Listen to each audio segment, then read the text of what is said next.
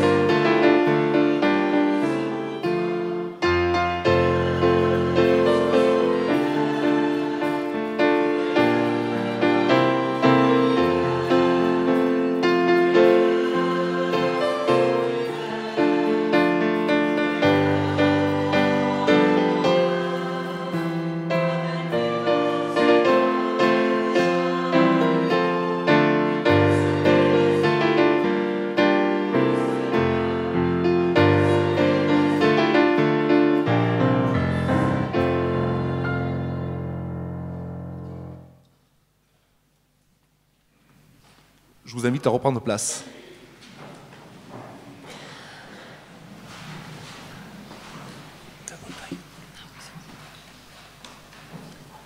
Louons le Seigneur.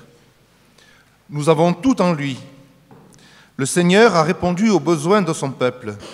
Il a penché son oreille vers ceux qui l'appelaient. Il s'est laissé trouver par ceux qui le cherchaient. À lui soit la gloire. Écoutons en quoi et comment il nous a répondu. Un ami de Job interrogeait anxieusement. « Oh, si Dieu pouvait parler, s'il révélait les secrets de sa sagesse. » Et l'Évangile proclame. « La parole a été faite chair. Elle a habité parmi nous, pleine de grâce et de vérité. » Ésaïe s'écriait.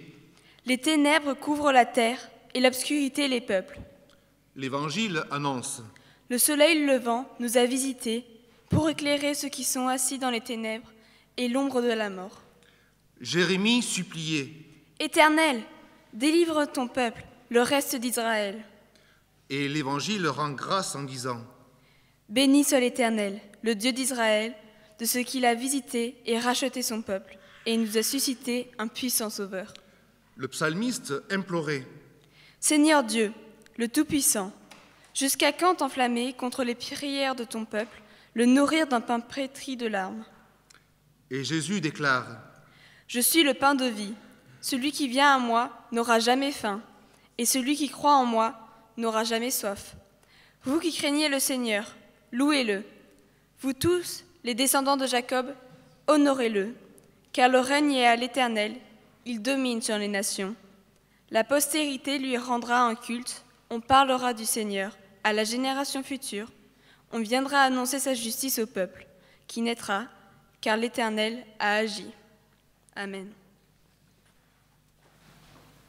Je vous invite à vous lever encore une fois pour chanter les 2 chants suivants.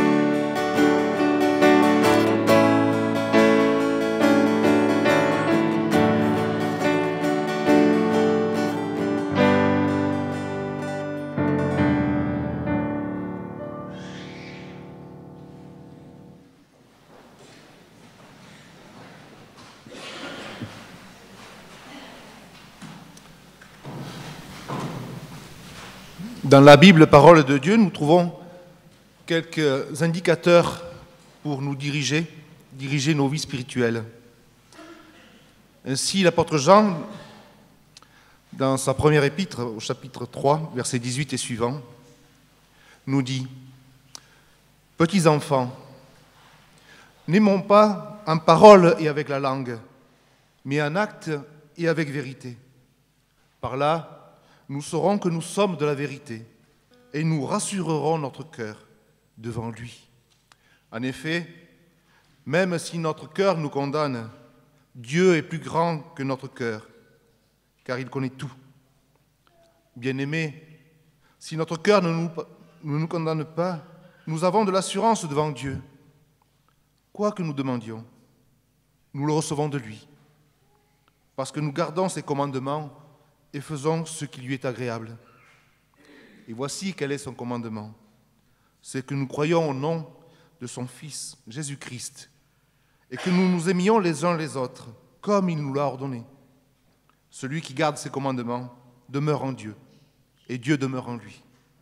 Et nous reconnaissons qu'il demeure en nous, à l'Esprit qu'il nous a donné. Amen. Nous restons assis pour chanter le chant suivant, Sentinelle.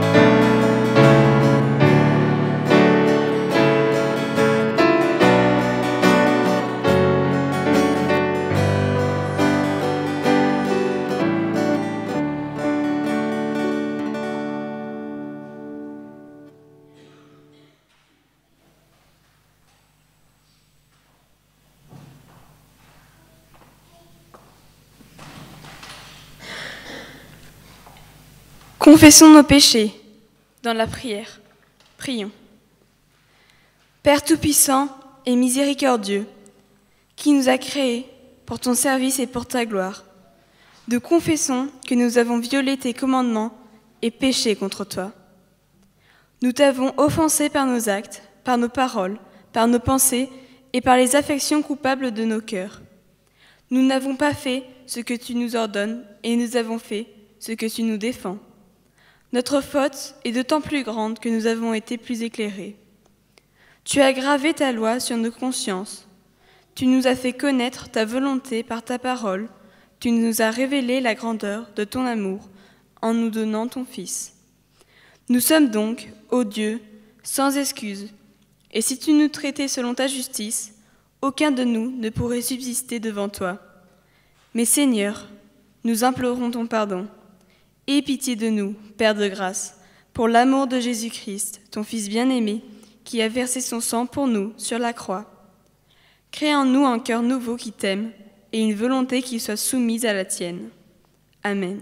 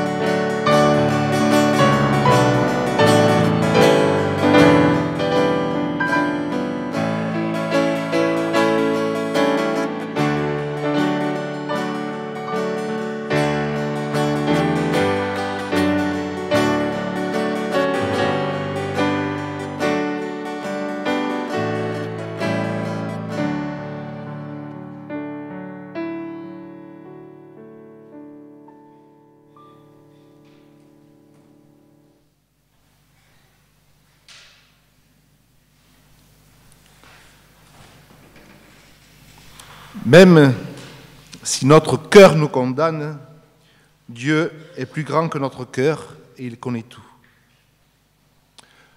Je vous le déclare, c'est la vérité, dit le Seigneur. Celui qui écoute mes paroles et qui croit en celui qui l'a envoyé a la vie éternelle. Il ne sera pas condamné, mais il est déjà passé de la mort à la vie. Que tous ceux qui se repentent dans la foi reçoivent en Jésus-Christ l'assurance de leur pardon. Amen.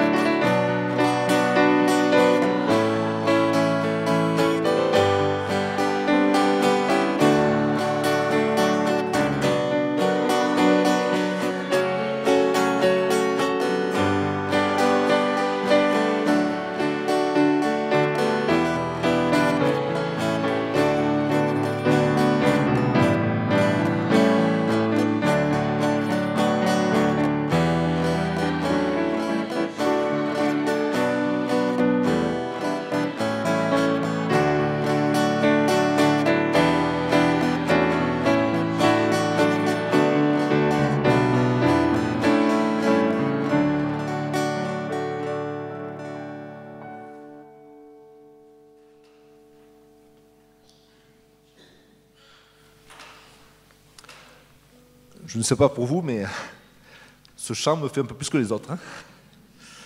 Je vous invite à vous lever et à confesser notre foi d'un même cœur en disant ensemble le symbole des apôtres. Nous disons: je crois en Dieu, le Père Tout-Puissant, Créateur du ciel et de la terre. Je crois en Jésus-Christ, son Fils unique, notre Seigneur, qui a été conçu du Saint-Esprit et qui est né de la Vierge Marie. Il a souffert sous Ponce Pilate. Il a été crucifié. Il est mort. Il a été enseveli. Il est descendu aux enfers. Le troisième jour, il est ressuscité des morts. Il est monté au ciel. Il siège à la droite de Dieu, le Père Tout-Puissant. Il viendra de là pour juger les vivants et les morts. Je crois en l'Esprit Saint. Je crois à la Sainte Église universelle, la communion des saints, la rémission des péchés, la résurrection de la chair et la vie éternelle. Amen. Nous restons debout pour chanter le cantique suivant. Tu m'as aimé, Seigneur.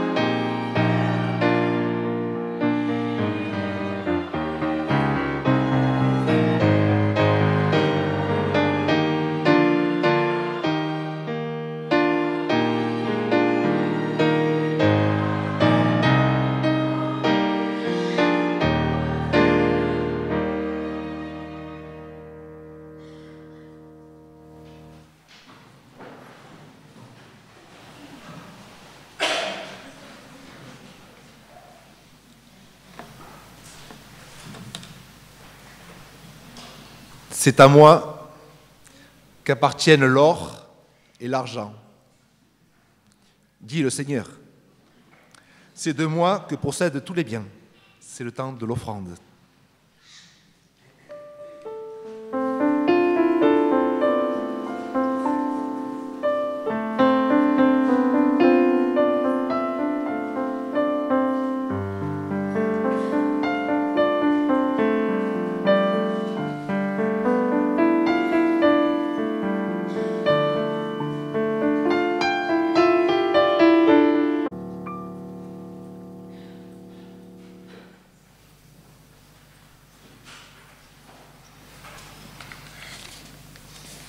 Je vous invite à la prière. Seigneur, nous te remercions parce que tu nous combles chaque jour de tes biens et nous reconnaissons ta bonté envers nous dans ces dons que nous t'offrons. Que notre offrande te soit agréable, Seigneur, qu'elle soit le reflet de l'offrande de nos vies. Nous t'apportons aussi nos volontés, le désir de suivre ta parole, de marcher dans tes pas. Signe de l'offrande de nos vies aussi, Seigneur, à toi. Amen. Voilà, c'est à présent le moment pour les enfants. Graines d'évangile et l'échelle de Jacob. Alors, graines d'évangile, je ne sais pas qui c'est, Françoise, pour les tout petits, pour les maternelles, et puis l'échelle de Jacob avec... pardon, excusez-moi. Voilà, et j'oublie, parce que je n'ai pas regardé mon agenda. Également pour les collégiens, le catévangile avec Joé. On continue le parcours sur les dialogues dans la Bible avec Dieu, les prières.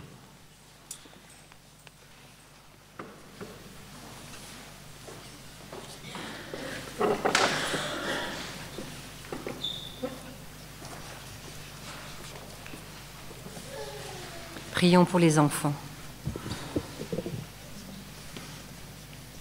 Seigneur, c'est un privilège de nous arrêter dans la semaine pour t'écouter, pour que par ton Saint-Esprit, tu touches les cœurs des grands et des petits. Merci pour l'œuvre que tu fais en eux, et comme nous l'avons bien entendu, c'est toi qui fais germer, c'est toi qui fais grandir dans les cœurs ta parole, ton œuvre, et qui nous fait reconnaître ta personne et tout ce que tu as accompli pour nous. Nous t'en rendons grâce et nous te prions que tu nous assistes maintenant. Au nom de Jésus-Christ. Amen.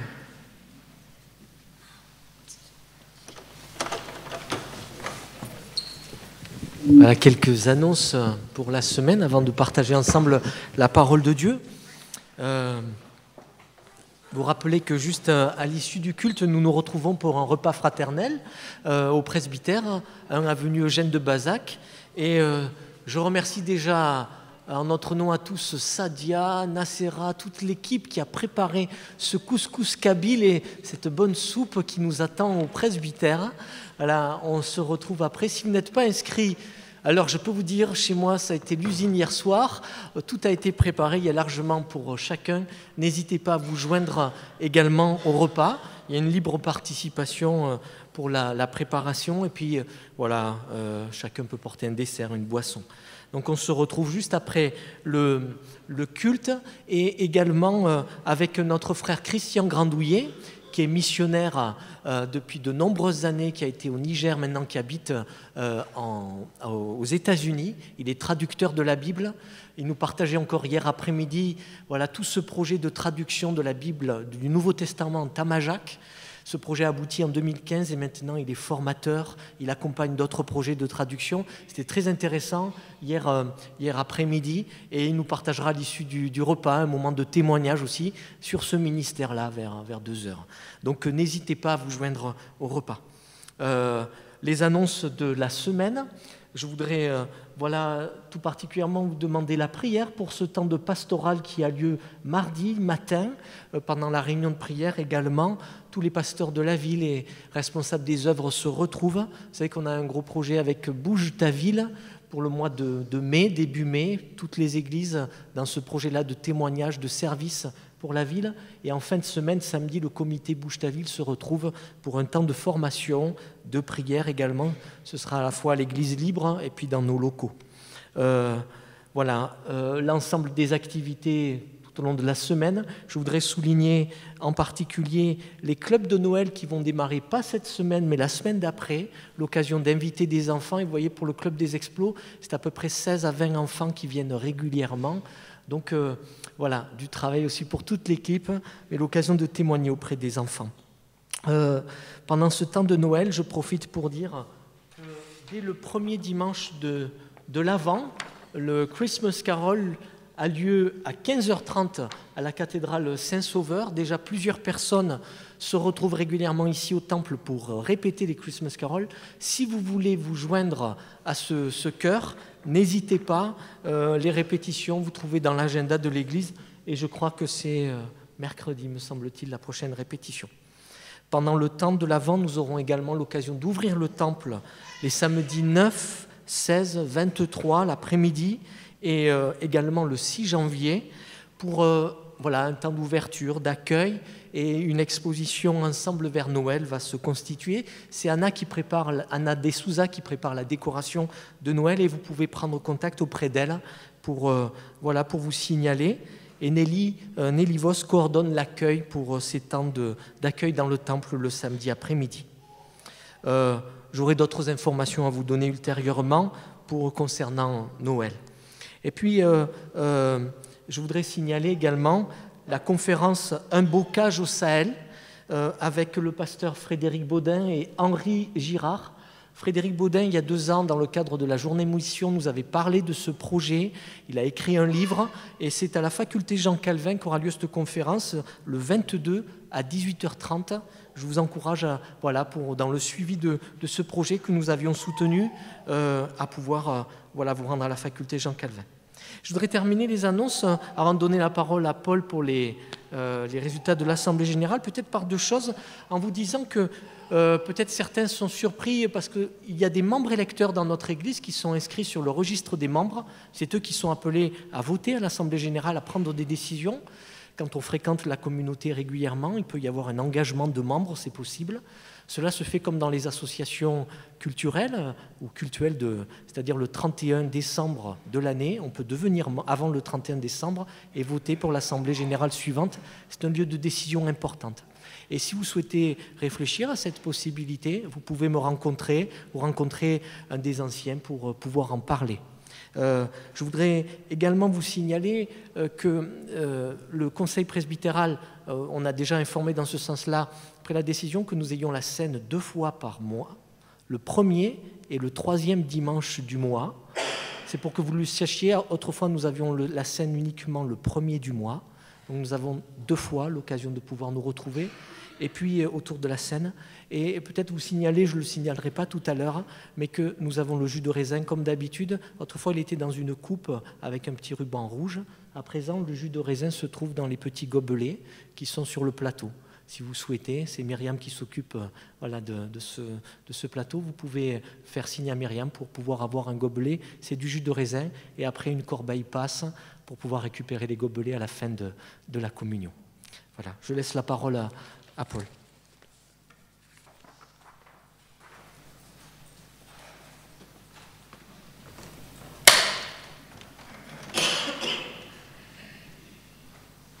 Tout à l'heure, à 10h, nous avons commencé une assemblée générale extraordinaire réservée aux membres de la communauté pour le renouvellement du conseil presbytéral. Voici donc le résultat comme convenu. Nombre de votants 49. Il y avait donc 4 mandats qui étaient proposés. 2 mandats en renouvellement, celui de Christiane Moschel avec 48 voix. Donc, je rappelle que la condition, c'est la majorité. Donc 49, la majorité, c'est 25. Donc il fallait avoir plus de 25 voix pour être élu. Christiane Moschel avec 48 voix. Et Claude Monteil, 48 également. Ça, c'est le renouvellement de ceux qui étaient déjà conseillers.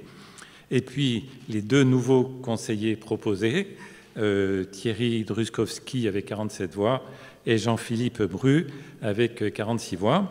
Et en conséquence de ce vote, les 4 personnes proposées sont donc élues ou réélues comme conseillers, membres du conseil presbytéral. Donc, nous vous remercions pour ce vote. Et je déclare donc que cette Assemblée générale extraordinaire est terminée. Et donc nous vous donnons rendez-vous le 3 décembre où nous procéderons à l'installation du nouveau conseil.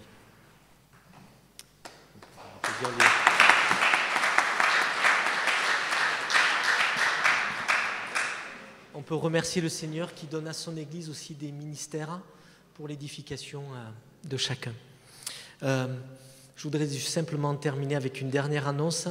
Vous signaler qu'à partir de dimanche prochain, nous aurons un stand, comme on a l'habitude d'avoir pendant le temps de l'Avent. On l'anticipe un peu avant, avec des livres, différents documents de Biblia, la librairie qui est juste à côté. Et donc nous allons installer, je remercie Dominique Bouillot de coordonner ce stand, l'occasion de pouvoir aussi partager, avoir des cadeaux de littérature chrétienne, pour nos cadeaux de Noël. À partir du 25, je ne me trompe pas, Dominique. Voilà. Et il y a peut-être, s'il y a besoin de pouvoir donner un coup de main, vous pouvez vous signaler auprès de Dominique. Voilà, je vous invite à la prière avant de lire et méditer la parole de Dieu.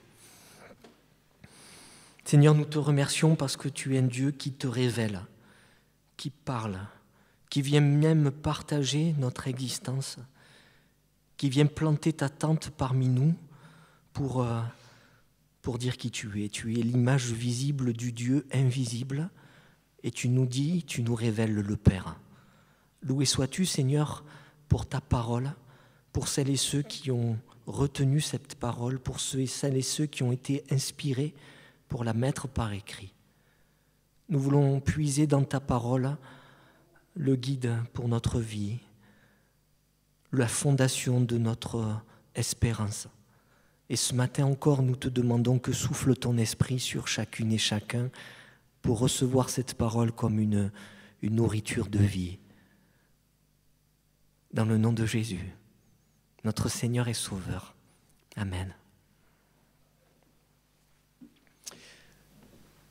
Je poursuis avec vous cette série de méditations sur les 5 grands slogans de la Réforme. Vous savez, il y avait le dimanche de la Réformation le 31 octobre et je vous ai proposé de revenir sur ces 5 essentiels de la Réforme. Nous avons déjà abordé sola scriptura, j'en parlais dimanche dernier, l'écriture seule, sola gratia, la grâce seule, sola fide, la foi seule. Aujourd'hui, je voudrais vous inviter à nous arrêter sur un des slogans de la Réforme qui est Solus Christus, seulement le Christ, ou selon en latin on dit aussi solo Christo, je crois, mais j'ai pris Solus Christus, pour nous arrêter peut-être dans 2 directions différentes pour comprendre le sens, pour revenir à l'essentiel. Le propre de la Réformation, c'est à travers ces slogans d'avoir pris des points essentiels et de dire voilà, là l'essentiel de notre foi. Solus Christus. Seulement le Christ. Et pour méditer autour de ce slogan, je dirais de la Réforme, je voudrais vous inviter à lire 2 passages. Un premier dans le livre des Actes, au chapitre 4. C'est un récit qui se situe juste au début du livre des Actes des Apôtres. Pierre et Jean vont être menés devant le tribunal Sanhédrin, devant les prêtres, parce qu'ils viennent de guérir un infirme. Et je lis à partir du verset 5, ils viennent d'être arrêtés et ils sont présentés devant ce tribunal. Acte 4, verset 5. Le jour suivant, les chefs religieux, les anciens et les maîtres de la loi se rassemblent à Jérusalem.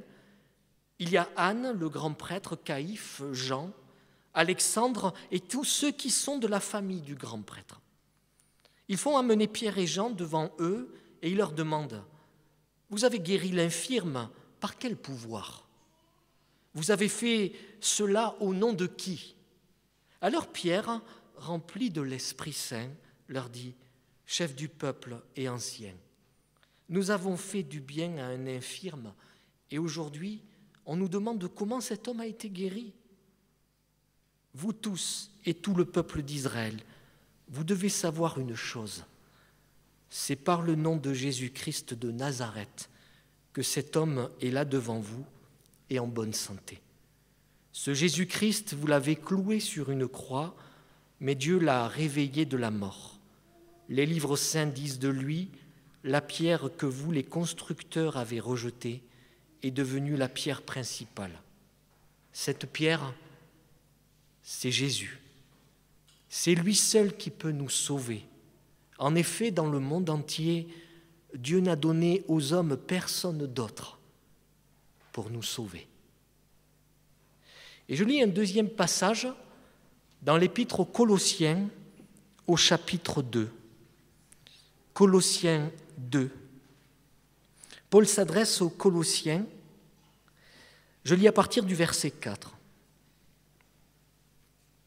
« Je dis cela afin que personne ne vous trompe par des discours séduisants. Car si je suis absent de corps, je suis avec vous en esprit, voyant avec joie le bon ordre qui règne parmi vous et la solidarité de votre foi en Christ.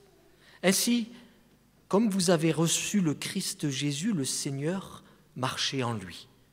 Soyez enracinés et fondés en lui, affermis dans la foi d'après les instructions qui vous ont été données et abondez en actions de grâce. Prenez garde que personne ne fasse de vous sa proie par la philosophie et par une vaine tromperie selon la tradition des hommes, selon les principes élémentaires du monde et non selon Christ. Car en lui habite corporellement toute la plénitude de la divinité. Et vous avez tout pleinement en lui, qui est le chef de toute principauté et de tout pouvoir. En lui aussi vous avez été circoncis d'une circoncision qui n'est pas faite par la main des hommes, c'est-à-dire le dépouillement du corps de la chair, la circoncision du Christ. Ensevelis avec lui par le baptême, vous êtes aussi ressuscités en lui et avec lui par la foi en la puissance de Dieu qui l'a ressuscité d'entre les morts. Jusqu'ici la lecture de la parole de Dieu. Frères et sœurs, je voudrais aborder avec vous, à travers ces deux passages, deux sens particuliers, deux orientations que nous donne ce Solus Christus que nous trouvons au temps de la Réforme. Et ce livre des Actes, cet extrait du livre des Actes, nous pousse à voir peut-être la première signification pour nos vies de ce seulement le Christ.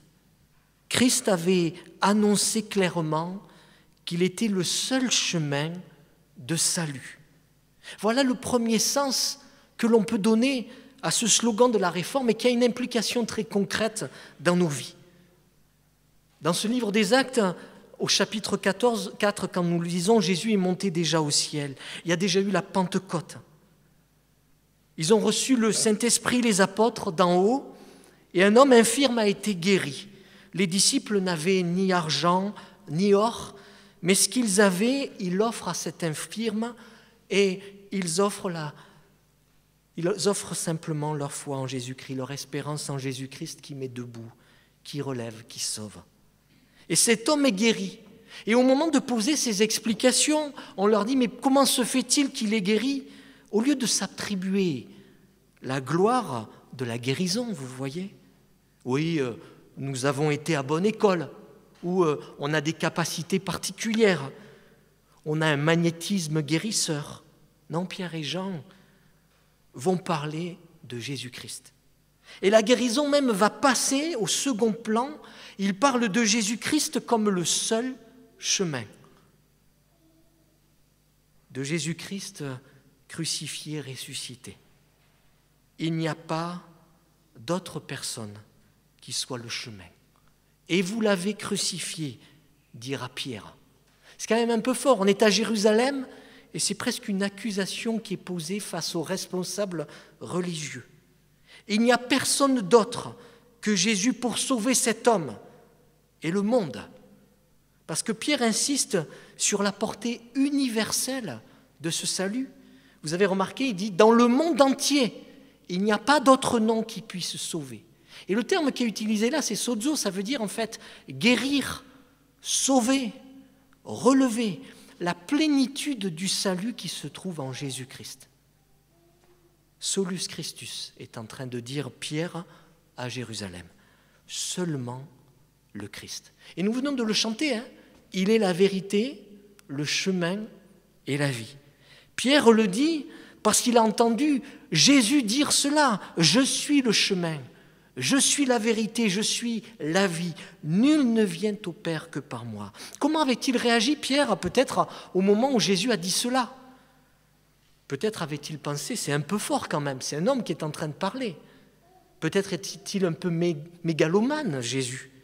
Mais maintenant que Pierre a assisté à la mort, à la résurrection, à l'ascension, à la Pentecôte, il peut dire à son tour « Nul ne vient au Père que par lui ». Il n'y a pas d'autre salut qui peut se trouver en nulle autre personne qu'en Christ. Il ne renvoie pas à lui-même, mais il renvoie à Christ. En fait, ce que dit Pierre, Martin Luther l'a repris à son tour dans un autre contexte où on parlait du prêtre avec un rôle fondamental pour administrer les grâces chrétiennes obtenues par Jésus-Christ.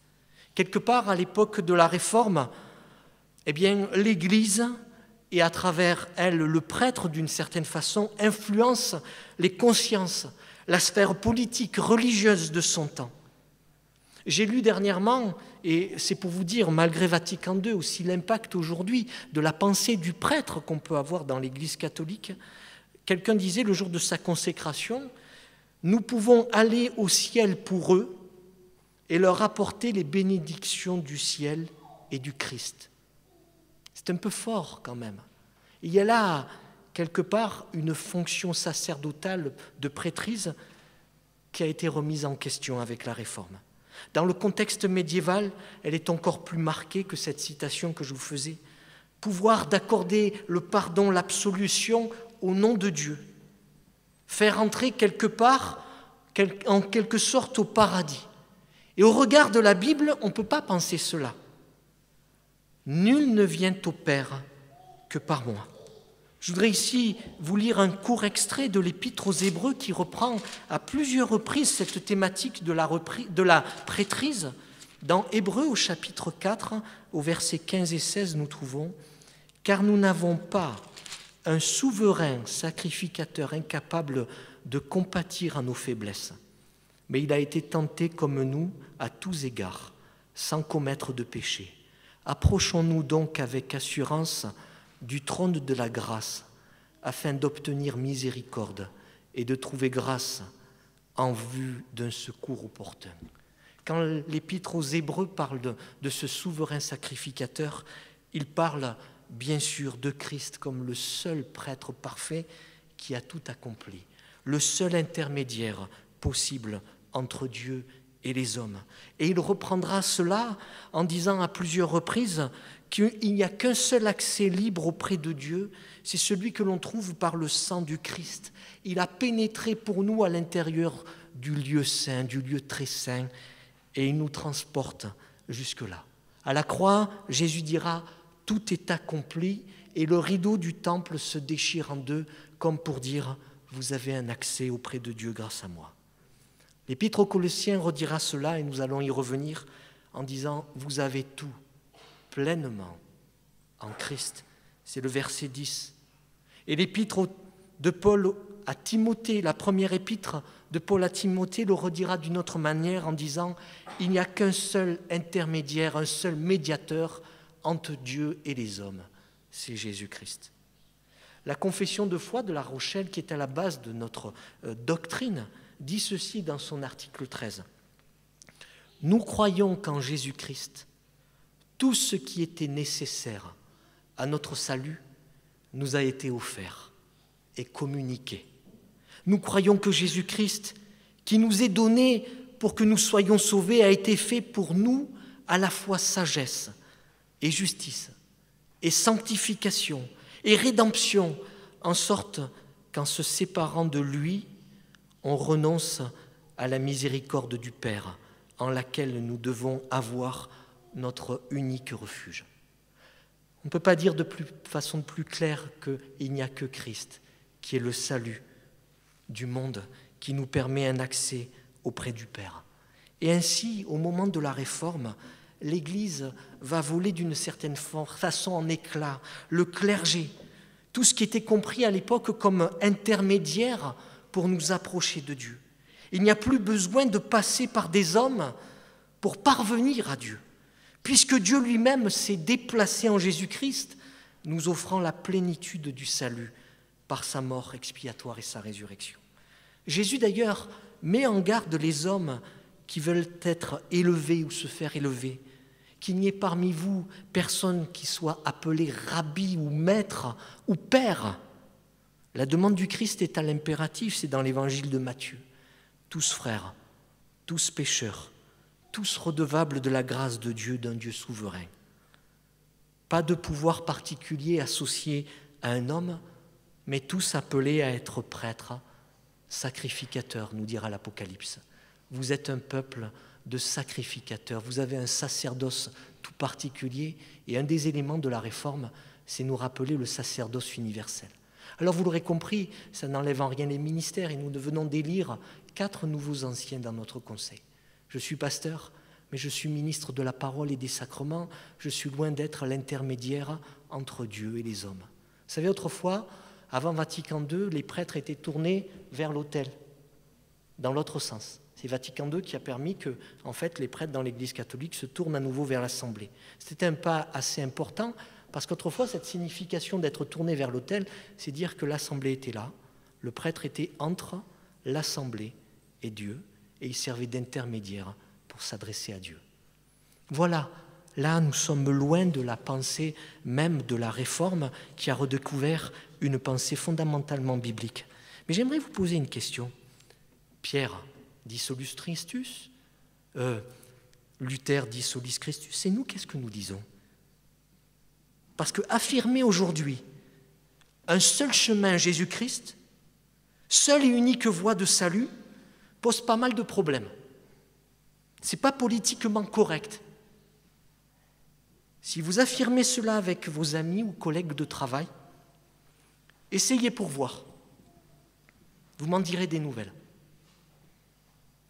Vous allez être taxé d'intégriste, de fondamentaliste, d'intolérant, d'arrogant. Christ, seule voie de salut, est-ce que c'est possible aujourd'hui de le dire encore en France? C'est pas simple, hein? Alors que faire quand on est chrétien et qu'on accueille les paroles du Christ qui sont parfois exclusives? Jésus ne dit pas « je suis un chemin, je suis une vérité, je suis une vie », non, il dit « je suis le chemin ». Alors bien sûr, on est clair que Dieu, il peut sauver qui il veut, par le chemin qu'il veut. Abraham, il n'était pas chrétien, hein? Il était dans un milieu païen, il est venu le chercher, voilà.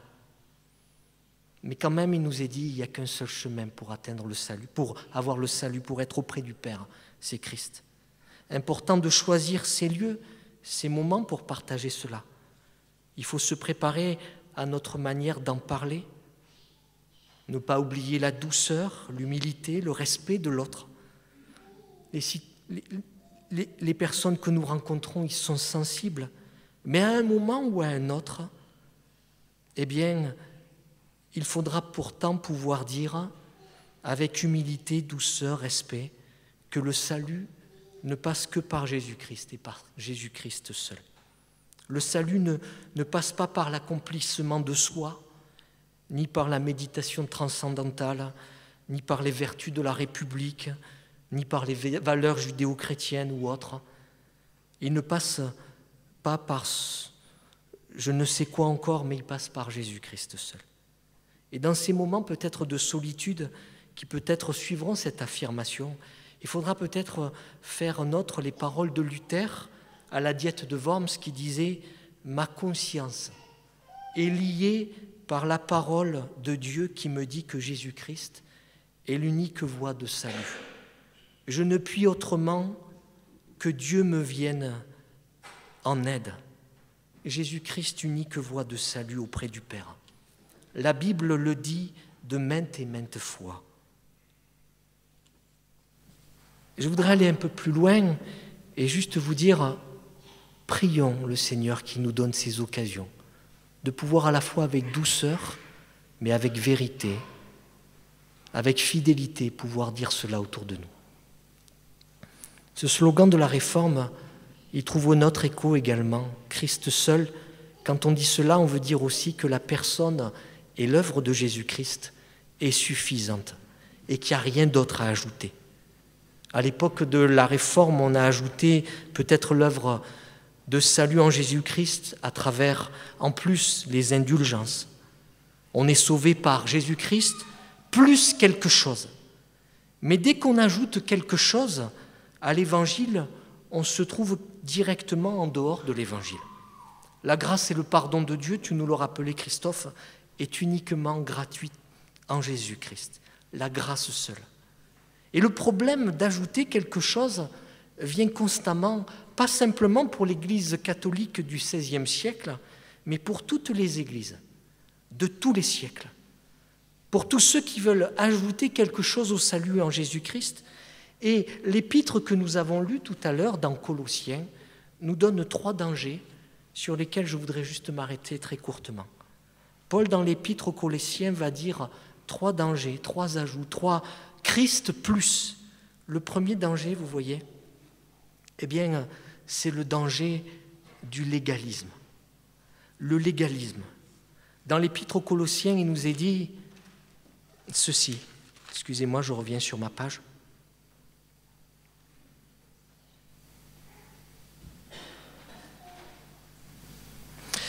Que personne donc ne vous juge à propos de ce que vous mangez et buvez, ou pour une question de fête, de nouvelle lune ou de sabbat. Tout cela n'est que l'ombre des choses à venir, mais la réalité est celle du Christ. Et je rajouterai du Christ seul. Premier danger, c'est le légalisme. Ajouter quelque chose, un plus, comme s'il fallait qu'il y ait une règle supplémentaire. Et on l'a retrouvé dans l'histoire de l'Église au tout début, vous savez, entre les chrétiens d'origine juive et les chrétiens d'origine païenne. L'Épître aux Galates le dit très clairement. Paul leur dit, mais je ne vous ai pas prêché un autre évangile. Je ne vous ai pas prêché un autre évangile, je vous ai prêché Christ seul. Seule unique voie pour le salut. Parfois, frères et sœurs, en fait, eh bien, on rajoute quelque chose.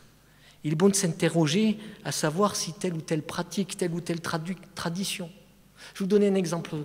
Si tu ne pries pas à haute voix, est-ce que tu es un bon chrétien? Tu es sauvé? Tu ne pries pas à haute voix. Hein?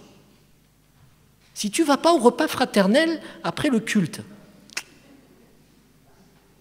je veux dire, même si tu ne vas pas au culte, alors je ne suis pas en train de dire que marcher selon le Christ, suivre le Christ, ce n'est pas lui obéir, le suivre, mais ce n'est pas la condition du salut. Ce n'est pas nos œuvres. Et on en rajoute, mais très clairement dans nos églises, on en rajoute. On en rajoute auprès des jeunes chrétiens. C'était beau ton témoignage, mais tu sais quand même, il y a ça qu'il faut qu'il change dans ta vie quand même. Hein? Tu as rencontré le Christ, tu l'as reçu, mais est-ce que c'est la grâce seule? Voilà. Paul pointe du doigt cette réalité-là. Christ seul, c'est dit, Christ seul, point. Pas de plus. Christ seul, c'est aussi le danger, peut-être, du mysticisme. Excusez-moi, je ne vois pas les références exactes. 18-19. Que personne, sous prétexte d'humilité et d'un culte des anges, ne vous conteste à son gré le prix de la course. Un tel homme s'abandonne à ses visions. Il est enflé d'un vain orgueil par ses pensées charnelles, au lieu de s'attacher au chef, par qui tout le corps soutenu est rendu cohérent par les jointures. Vous savez, parfois on rajoute au Christ une expérience spirituelle. Si tu n'as pas vécu une deuxième conversion, si tu n'as pas été baptisé du Saint-Esprit, si finalement tu ne parles pas les langues des anges, comme dirait l'épître aux Corinthiens, la première épître aux Corinthiens, si en fait tu n'as pas eu la bénédiction de Toronto, et à travers toute l'histoire de l'Église, on va en retrouver, je ne suis pas en train de pointer telle ou telle chose, et je ne suis pas en train de dire qu'il ne peut pas y avoir des expériences fortes avec le Saint-Esprit.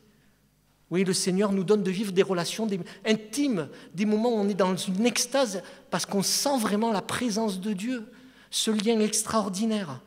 Mais là, en fait, il est en train de nous parler d'une expérience d'initié. Si tu n'as pas vécu cette initiation particulière, eh bien, tu n'es pas un bon chrétien. Tu n'es pas sauvé. Mais le danger du mysticisme, c'est de dire, ouais, cette expérience spirituelle, elle est plus importante que le Christ. Or, en fait, c'est par la grâce de Dieu que nous sommes sauvés. Le Christ seul et son œuvre à la croix. Voilà. Je crois que Paul nous met en garde vis-à-vis de cela. Et comprenez-le bien, je crois que ça n'enlève à rien toutes les expériences intimes que nous pouvons faire avec Jésus-Christ, comme une relation. Mais ça n'est pas conditionnel à l'amour qu'il nous porte et à son pardon. Enfin, je terminerai en disant, il y a le danger de l'ascétisme. Je suis désolé, je n'ai pas noté, mais 20 à 23. Et c'est intéressant de voir que ces dangers-là se trouvent dans le même texte. Si vous êtes mort avec Christ, aux principes élémentaires du monde, pourquoi, comme si vous viviez dans le monde, vous imposer ces règlements? Ne prends pas, ne goûte pas, ne touche pas, toute chose vouée à la corruption, par l'usage qu'on en fait. Il s'agit de préceptes et d'enseignements humains. Vous savez, le danger d'être influencé par une philosophie à l'époque comme le stoïcisme, où en fait, qui prône le contrôle de soi, rester stoïque, tout en contrôle, comme si je pouvais tout maîtriser. Mais il y a là aussi, par exemple, vous voyez l'exemple du ramadan, où je mets un petit peu quelque chose dans la balance du salut. Je jeûne, mais je jeûne pas simplement pour prendre du temps avec Dieu, pour être dans l'intimité, mais parce que c'est quelque chose que je rajouterai à mon salut. L'ascétisme devient peu à peu un moyen de salut. Mais les privations pour libérer l'âme de notre corps, qui devient le tombeau de l'âme, la Bible rejette cela, parce que la Bible ne méprise pas le corps. Dieu a choisi de venir, de descendre jusqu'à nous en Jésus-Christ, de planter sa tente, de s'incarner pour nous toucher dans notre être tout entier, y compris dans notre corps. Ce n'est pas en exerçant de la privation que nous serons plus proches de Dieu, que notre salut sera beaucoup plus important. Non. Et cela ne remet pas en cause le jeûne, la prière, peut-être toute forme d'abstinence pour prendre du temps avec Dieu. Mais ce qui remet en cause là, c'est le fait d'utiliser cela parce que ça serait un moyen de salut. Sous couvert de grande piété, de dévotion, on peut couvrir des pratiques tellement humaines pour se glorifier. Voilà. Légalisme, mysticisme ou ascétisme, des risques d'ajout.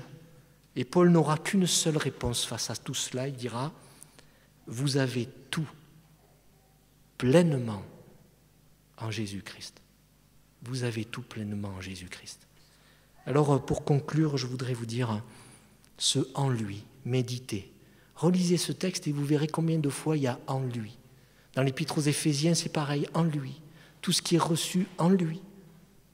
Confessez que nous ajoutons bien souvent des choses au salut en Jésus-Christ. Pour nous-mêmes, et peut-être on se porte des fardeaux que l'on s'ajoute et qui nous déçoivent parce qu'on n'y arrive pas, tout en lui. Ajoute aussi pour les autres parfois, en mettant sur leurs épaules des choses qui vont au-delà de la grâce. Peut-être pour nos amis, pour notre conjoint, pour nos enfants. Confesser devant Dieu tous les plus que nous avons ajoutés à Jésus-Christ. Mais en même temps remercier. Et c'est Paul Aimé qui nous le disait encore à la retraite, abonder en action de grâce, et ce texte le redit, prendre la mesure de la grâce de Dieu, parce qu'en fait tout est acquis en Christ, il a tout accompli. Et je ne peux que remercier. Enfin, je voudrais dire, annoncer, partager, Christ seul. Même si parfois c'est difficile, même si on me traite d'arrogant, de fanatique, d'extrémiste, demander à l'Esprit de m'ouvrir à partager ce message-là et la clarté de ce message. Nous sommes des vases de terre, dit Paul, avec un trésor. Mais j'ai lu ceci dans un commentaire, ce message, si nous sommes des vases de terre, n'est pas à enterrer. Au contraire, mais à partager. Que le Seigneur nous donne la force et le courage de le faire, et je le dirai tout particulièrement dans ce temps de l'Avent et ce temps de Noël, qui nous donne 1001 occasions de dire Christ au centre de nos vies, Christ qui est venu dans le monde pour mourir pour moi. Amen.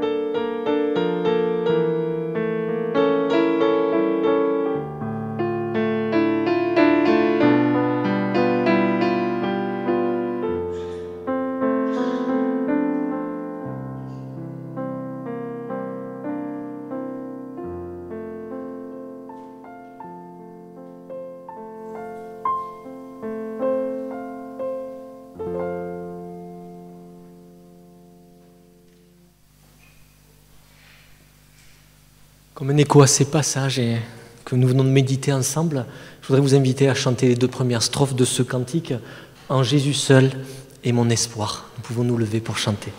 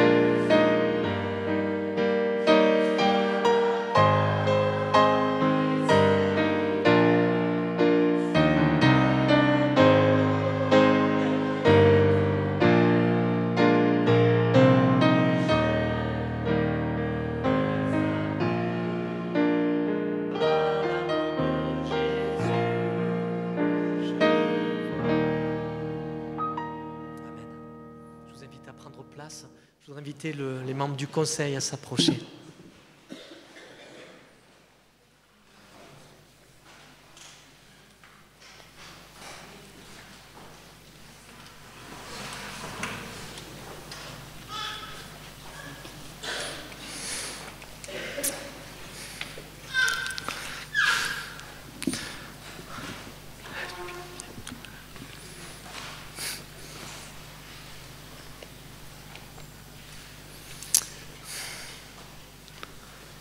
Frères et sœurs, on va attendre Jean-Philippe.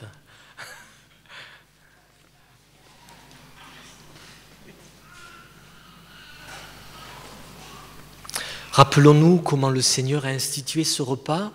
Le Seigneur, je le dis souvent, parle le langage des signes. Ce qu'il nous dit à travers sa parole, il nous le redit d'une autre manière à travers ce repas de grâce à saisir dans l'humilité.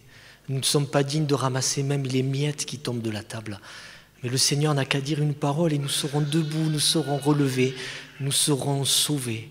Il n'y a pas d'autre personne qui puisse nous sauver. Écoutons l'épître aux Corinthiens, c'est l'apôtre Paul qui nous dit cela. « Car moi j'ai reçu du Seigneur ce que je vous ai transmis. Le Seigneur Jésus, dans la nuit où il fut livré, prit du pain. Et après avoir rendu grâce, le rompit et dit, « Ceci est mon corps qui est donné pour vous. Faites ceci en mémoire de moi. » De même, après avoir soupé, il prit la coupe et dit, « Cette coupe est la nouvelle alliance en mon sang.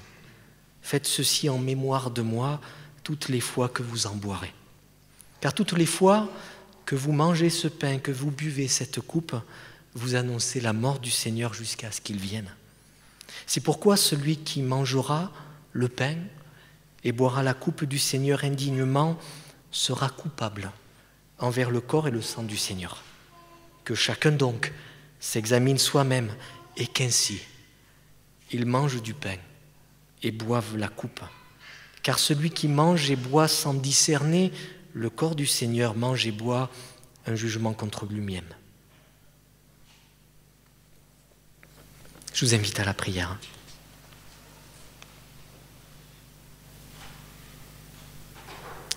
Sous ton regard, Seigneur, nous voulons nous examiner sincèrement et répondre humblement à l'invitation que tu nous adresses dans ta grâce.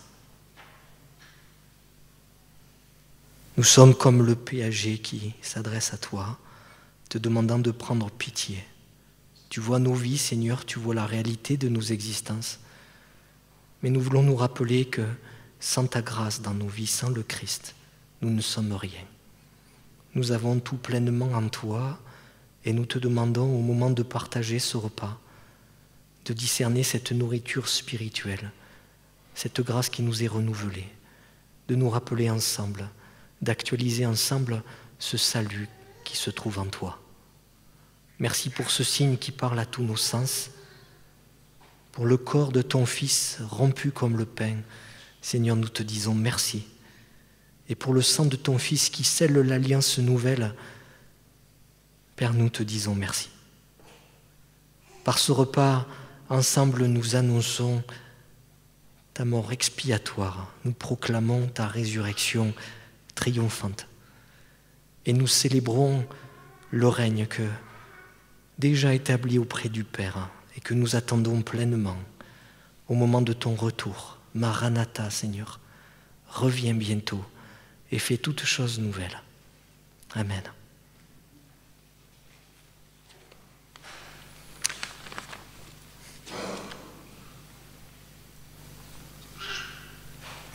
Voici, dit le Seigneur, je me tiens à la porte et je frappe. Et si quelqu'un entend ma voix et m'ouvre la porte, je prendrai la scène avec lui et lui avec moi. Que tous ceux qui reconnaissent sa voix, lui ouvrent leur cœur, viennent humblement, maintenant partager le repas du Seigneur auquel il nous convie dans sa grâce. Venez, dit le Seigneur, car tout est prêt. Je vous invite à former un cercle autour de la table.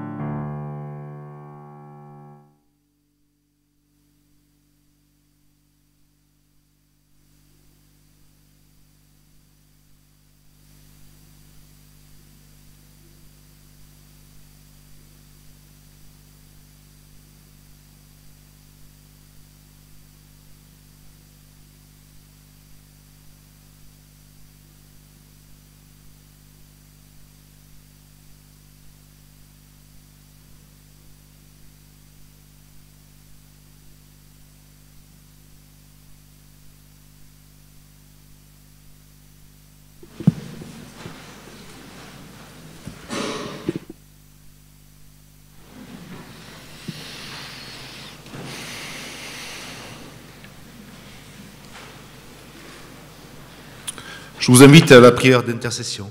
Prions.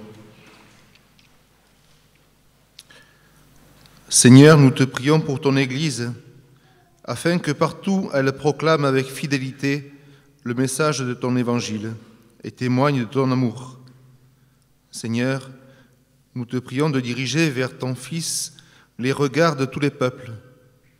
Pénètre de ton esprit les hommes qui gouvernent les nations. Nous te prions pour la paix du monde.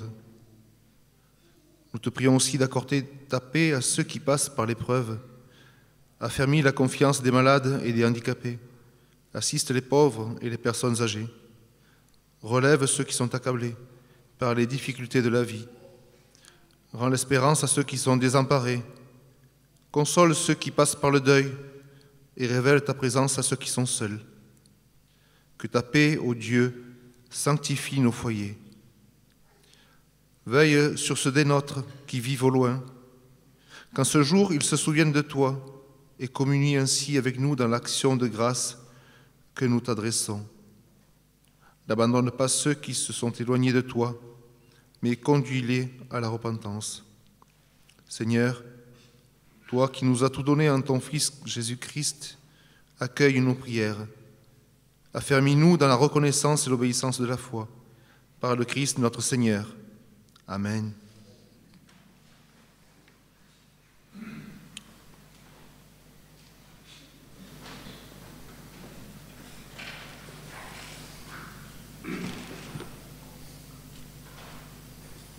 Je vous invite à vous lever pour recevoir l'exhortation de la part du Seigneur.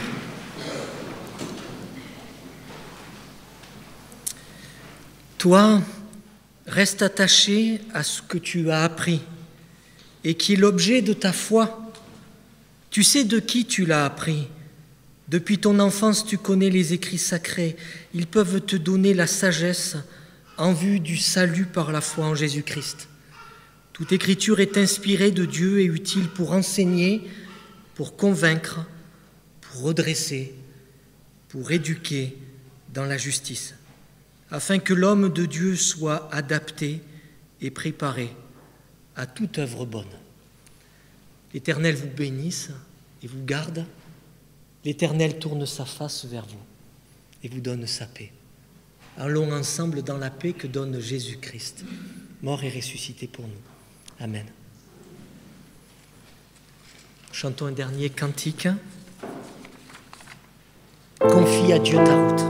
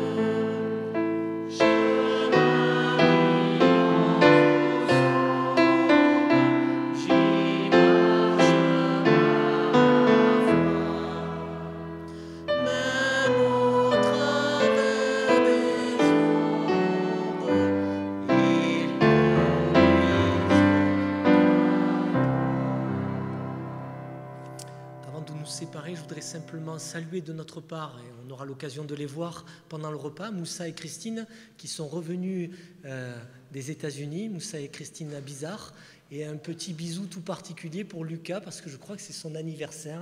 Voilà, Moussa est missionnaire et voilà, on nous entoure également de nos prières. Merci pour votre présence.